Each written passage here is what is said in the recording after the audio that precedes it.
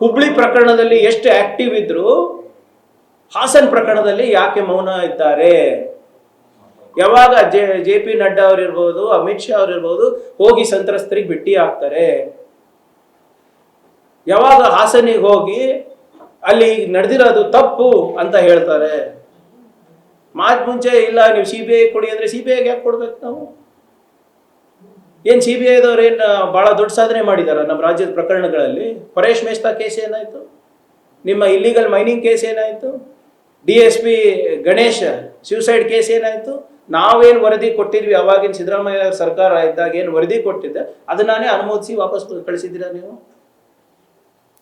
ಅಂದ್ರೆ ನೀವು ಪ್ರಿಲಿಮಿನರಿ ಇನ್ವೆಸ್ಟಿಗೇಷನೇ ಬಂದಿಲ್ಲ SITದು, ಆಗಲೇ ನೀವು CBI ಅಂತ ಹೇಳ್ತಾ ಇದ್ರೆ ಇದನ್ನ ನೀವು JDS ಪರವಾಗಿ ಮುಚ್ಚಾಕ್ಲಿಕ್ಕೆ ನೀವು ಪ್ರಯತ್ನ ನಡೆಸಿದ್ದೀರಾ.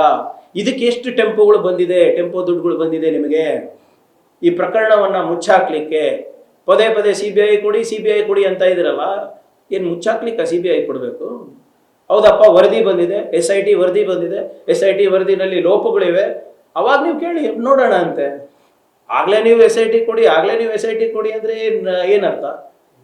ಅಂದ್ರೆ ನಿಮಗೆ ಎಲ್ಲೋ ಒಂದು ಕಡೆ ನಿಮ್ಮ ಅಸ್ತಿತ್ವ BJPಯವರು ಅವ್ರ ಅಸ್ತಿತ್ವ ಉಳಿಸ್ಕೊಳ್ಳಿಕ್ಕೆ ಇವತ್ತು JDS ಅನಿವಾರ್ಯ. JDS ಅಂತೂ ಈಗ ಮುಳುಗೋಗಿರುವ ಪಕ್ಷ, ಅವ್ರಿಗೆ ಬೇಕಾಗಿದೆ BJPಯವರು ಕೂಡ. ಆದ್ರಿಂದ ನೀವು ಆ ಸಂತ್ರಸ್ತರಿಗೆ ನೀವು ನ್ಯಾಯ ಒದಗಿಸೋದು ಇಂಟ್ರೆಸ್ಟ್ ಇಲ್ಲ, ಅವ್ರಿಗೆ ಒಂದ್ಸರಿಯಾನ ಇಂಥ ಕೃತ್ಯ ಆಗಿರೋದು ತಪ್ಪು ಅಂತ ನೀವು ಸಮಾಧಾನ ಮಾಡಿದ್ದೀರಿ ನೀವೆಲ್ಲ BJPಯವರು JDS ಅವರು. ಬರೇ ನಿಮಗೆ ಇಂಟ್ರೆಸ್ಟ್ ನಿಮ್ಮ ಮನೆ ಮಗ ಕಾಪಾಡೋದ್ರಲ್ಲಿದೆ, ನಿಮ್ಮ ಏನು ರಾಜಕೀಯ ಭವಿಷ್ಯವನ್ನ ಮುಂದುವರಿಸಲಿಕ್ಕೆ ಇದೆಲ್ಲ ಮಾಡ್ತಾ ಇರೋದು. ನಾನು ಕೈ ಜೋಡಿಸಿ ಕೇಳ್ಕೊತಾ ಇದ್ದೀನಿ, ಕರ್ನಾಟಕದ ರಾಜ್ಯದ ಮರ್ಯಾದೆ ಹರಾಜ್ ಹಾಕಿದ್ದೀರಾ. JDS ಅವರು ಯಾವಾಗಲೂ ಏನು ಹೇಳೋದು, ರಾಷ್ಟ್ರೀಯ ಪಕ್ಷಗಳಿಗೆ ರಾಷ್ಟ್ರೀಯ ಪಕ್ಷಗಳಿಗೆ ರಾಜ್ಯದ ಗೌರವದ ಬಗ್ಗೆ ಘನತೆ ಬಗ್ಗೆ ಅಷ್ಟು ಕಾಳಜಿ ಇರೋದಿಲ್ಲ, ಪ್ರಾದೇಶಿಕ ಪಕ್ಷಕ್ಕೆ ಇರೋಷ್ಟು. ನೀವು ಪ್ರಾದೇಶಿಕ ಪಕ್ಷ ಅಂತಾನೆ ಹೇಳ್ಕೊಂಡು ಬಂದಿದ್ರಲ್ಲ, ಕರ್ನಾಟಕದ ಗೌರವ ಎತ್ತಿ ಹಿಡಿತೀನಿ ಅಂತ. ಮತ್ತೆ ಎತ್ತಿಡಿರಿ, ಯಾರು ಬೇಡ ಅಂದಿದ್ದಾರೆ? ಎಲ್ಲಿದ್ದಾರೆ? ಕರ್ಸಿ ಸ್ವಾಮಿ, ನೀವೇ ಹೇಳಿದ್ರಲ್ಲ the day SIT calls for investigation ನೀವು ಕರೆಸ್ತೀರಾ ಅಂತ. Where is he and why is BJP not cooperating? ಯಾಕೆ ಅವರು ಬರಿತಾ ಇಲ್ಲ ಇದರಲ್ಲಿ?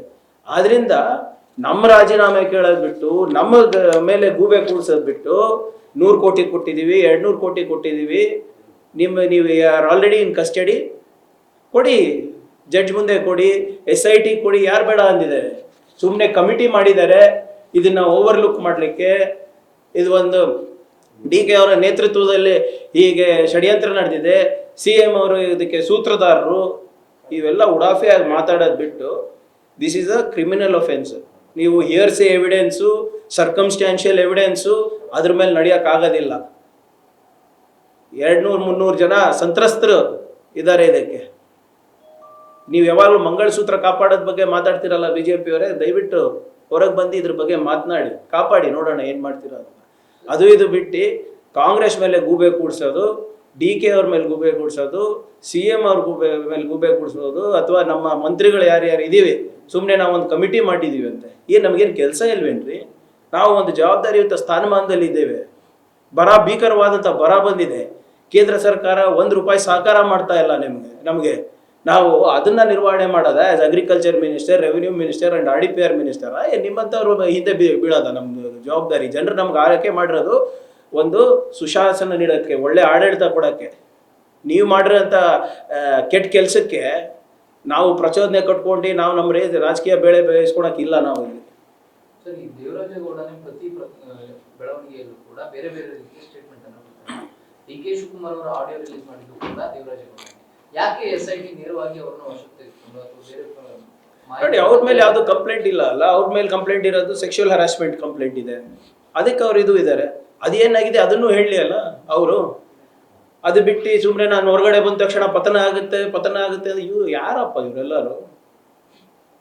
ಎಲ್ಲಿಂದ ಬಂದ್ರು? ಇನ್ನ ಒಂದು MLA ಎಲೆಕ್ಷನ್ ಗೆದ್ದಿಲ್ಲ, ಇನ್ನ ಒಂದಿದು ಇಲ್ಲ, ಆಗ್ಲೇ ನಾವು ಹೊರಗಡೆ ಬಂದ್ರೆ ಪತನ ಆಗುತ್ತೆ ಅಂದ್ರೆ ಏನರ್ಥ? ಅಮಿತ್ ಶಾ ಹತ್ರ ಏನ್ ಡೀಲ್ ಮಾಡ್ಕೊಂಡಿದ್ದೀರಾ?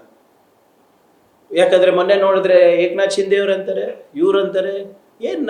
ಕರ್ನಾಟಕದ MLAಗಳು ಮತ್ತೆ ಜನರ ಓಟು BJPಯವರ ಮಾರುಕಟ್ಟೆನಲ್ಲಿ ಮಾರಾಟಕ್ಕಿಟ್ಟಿದೀವ?